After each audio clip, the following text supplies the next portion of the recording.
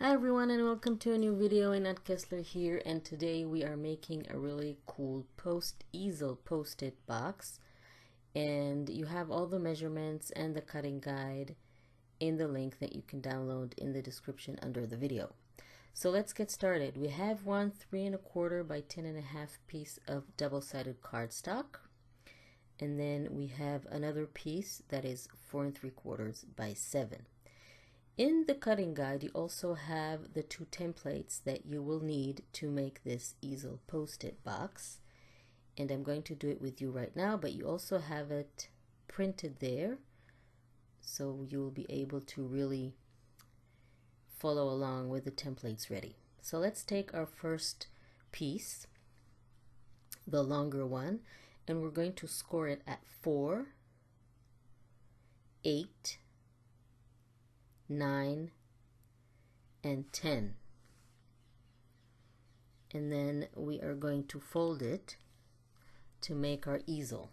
This is going to be the part that is going to hold the box and allow everything to stand up, allow the box to stand up. So once we have all our score lines ready, we can go ahead and bring the other piece, and then we're going to score it lengthwise at 1 1/2, 4, and 4 1/2.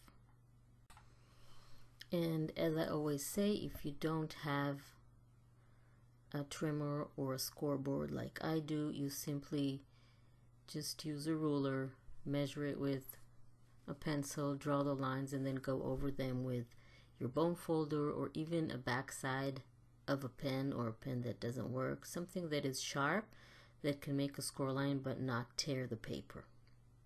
So then we're going to turn the paper 90 degrees and score it at 1/2 inch on each side. And this is how we're going to make our template. This is going to be the part of the box that we're going to insert our post-it notes or just plain notes into. So what we're going to do next is fold all our score lines, but first I'm going to show you which part we're going to cut out. So we're going to cut this part out on both sides and that little part in the center. So you just grab your scissors or your craft knife. I actually sometimes like to use a craft knife, but scissors will work here too. So we're going to cut that away. That will give us the 2 tabs that we need to build the box, the 3D box. And in case you were wondering, the size of the post-it notes or the notes that are going to go in the box are 3 1/4 by 3 1/4. So you can go ahead and cut papers, or if you have them already from another function around your house, you can use those. So I've cut those out, and now we have our 2 pieces. So what we're going to do first is we're going to start with the box part and fold on all the score lines. And you need all the folds to be very accurate, so I always like to go over them with my bone folder. If you don't have a bone folder, you can do it with your finger, a ruler, even a popsicle stick. So just go ahead and fold all those fold lines. Make sure they're nice and crisp. Now we want the box to look professional, so the folded sides are going to go on the tabs and not the other way around, so the front will look pretty. But before we assemble the box, we need to cover the inside. Again, you have the measurements in the cutting guide that you can download from the link in the description under the video. So you have the measurements there for the cover papers. So just apply glue, and then attach it to the top of your box. And that will also hide that score line that is there. So it has a double duty.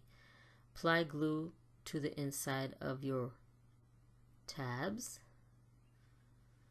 You can use liquid glue or double-sided tape, whatever is more comfortable to you, and then attach the front to the tabs. You'll need to go inside with your fingers just to secure